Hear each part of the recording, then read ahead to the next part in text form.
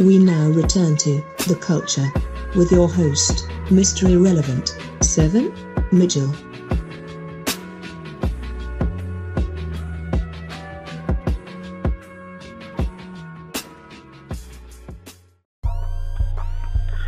Well, let's get into right where we came for, man. I'm not going to waste the people's time. We're going to go ahead and bring on our special guest tonight. We got the girl, CHELLE Bell, in the building. CHELLE, what's poppin'? Hey, everybody. How y'all doing? What's that? What's going on? Well, you that? laughing like you didn't think I was going to show up. Talk to him. Talk to him. You must not know about me. But no, all jokes aside, I just want to first and foremost thank the both of you for your support and for having me on the show this evening. I really appreciate it. As far as your managerial position, how long have you been doing this show, bro? As an actual manager, about going on 6 years now, and almost four was battle rap alone. In 2 years, I started with managing a group of producers, like a production team. And that's pretty much how I started with management. And then I moved over into battle rap, and I kind of seesawed back and forth. But right now, I kind of left the music thing alone, and I'm just strictly battle rap for right now. That's dope. Now, in my opinion, so being a manager in part, you know, it would consist of, you know, you taking responsibilities for other people's career. You got them basically in your hands. Was there a certain situation or certain point, you know, back then, 6-7 years ago, where you kind of realized that you was built for something? I just always had a gift of helping people, and I never knew what it would amount to in the beginning. So my background originally, for those that do not know or not familiar, my father's an artist, Michael Henderson. And for those that are not familiar, he's considered an R&B funk soul legend. So basically, I came up in a certain time in a certain area, and I learned a lot from these people like Ray Parker Jr., Phyllis Hyman was my godmother, Gladys Knight, Bubba Knight, and people of that stature. Sherelle, I don't know if people remember Sherelle, but Sherelle used to babysit me. Alexander O'Neal. I mean, the list goes on and on. I'm from Detroit, Michigan originally, and this is the era that I came up around. So I was around it all the time. I didn't know quite as when I was younger if I wanted to be a performer. My my kind of struggle, as I like to call it, excuse me, I'm sorry, y'all, I'm getting over a cold, was, No doubt. Am I going to be a performer? Am I going to be this comedian? Or do I want to be backstage? Can I be an actress?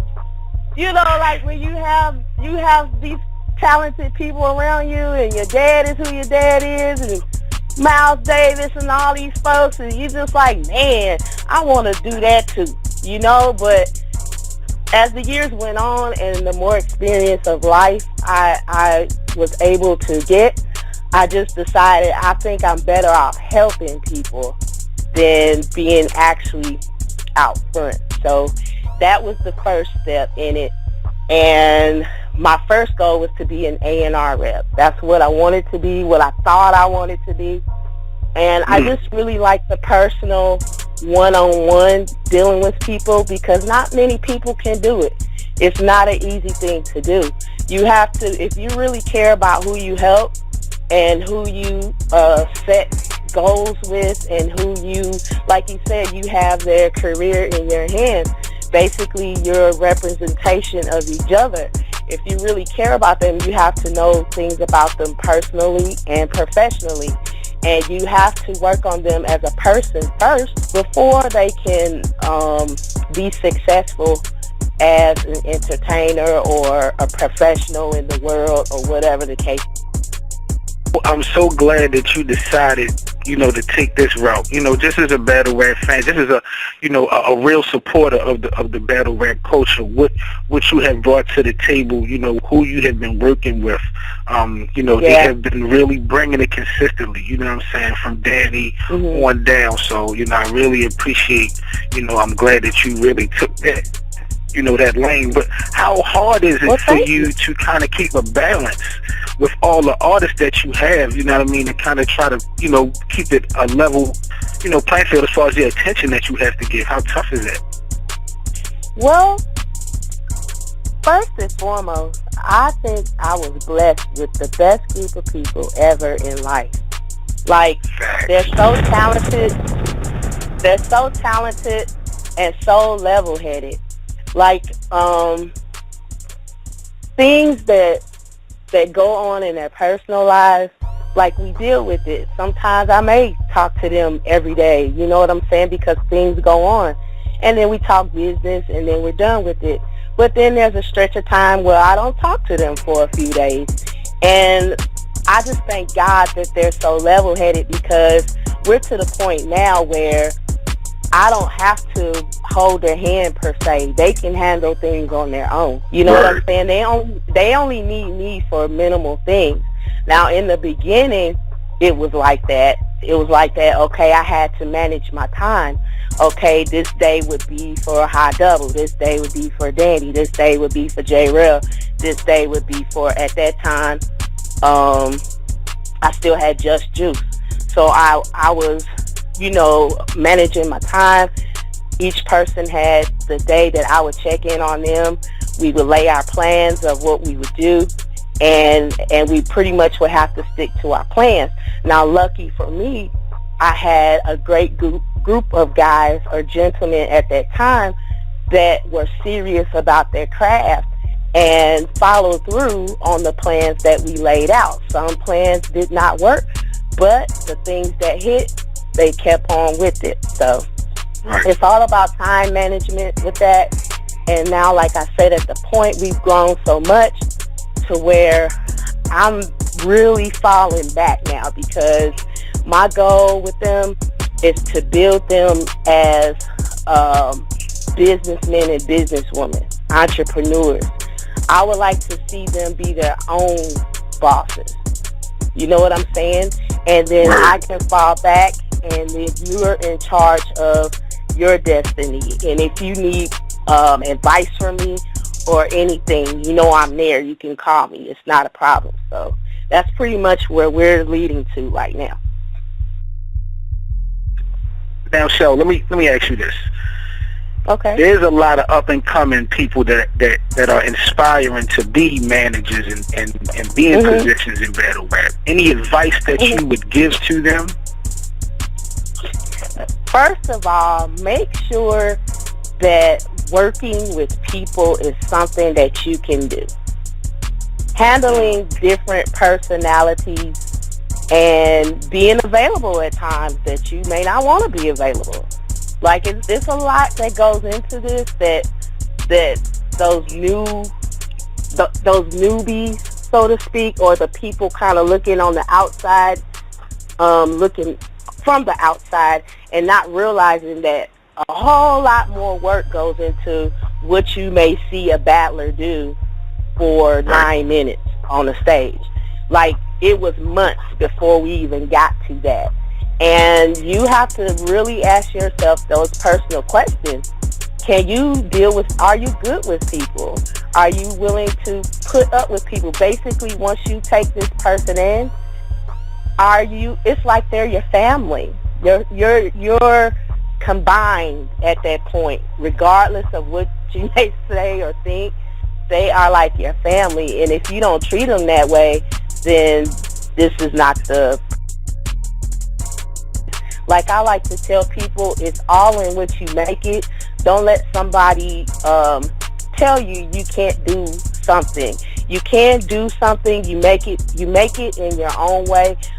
Pastor Marvin Winans told me that about 10 or 11 years ago in Detroit, and I'll never forget it. Make your own way, and that's been my motto every day since then. So with battle rap, the good thing about it is we have an opportunity right now to make this what we want it to be.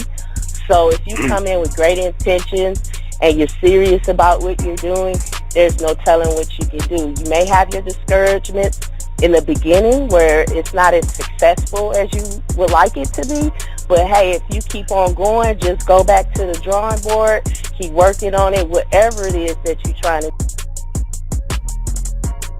All right, what I want to do real quick, I want to put you on a hot seat for about 30 seconds. I'm going to go ahead. I'm going to ask you just a couple of different questions. I got two choices. You pick your favorite just to let the fans know, get a little bit more about you. You know what I'm saying? Personally, as far as your favorite things, foods and things of that nature. So I'm about to put you on a hot seat with a variety of questions, see how many you can answer. We go ahead and start the timer. 30 seconds. All right, Shell Bell. Let's get it. All right, Drake or Meek Mills? Drake. Comedy movies, horror movies? Comedy.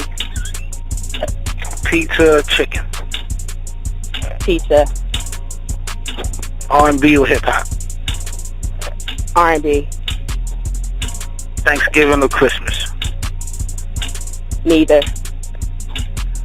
An aggressive man or a finesse man? Say it one more time. Aggressive man or who? Or a finesse man? Somebody that's real aggressive? Mm-hmm. All right, Michelle Bell, I'll take you off of the hot seat real quick. Okay. That was light. Well, check this out. Happy Thanksgiving to you, Danny, and your family. Shell Bell, happy Thanksgiving to you and yours. I appreciate you calling up tonight. You already know. Y'all got any shout-outs? Oh, I got a lot. Shout out to y'all. Shout out to Shell. Shout out to y'all. Shout out to Shell. Shout out to y'all. Shout out to Danny. Shout out to J Rail, HA Double, Miss Hustle. I'm also gonna shout out Crucial Kid, Dice Roller, the Michigan Battle Rap Movement, Indiana Battle Rap Movement, the West Coast, Southern Battle Rap, and who did I leave out? And Milwaukee, and a few other places. If I forgot you, I'm sorry. I be trying to remember everybody's name, and it's hard, but y'all know I love you, and I thank you, everyone that support me, and I look forward to the people I haven't met to continue.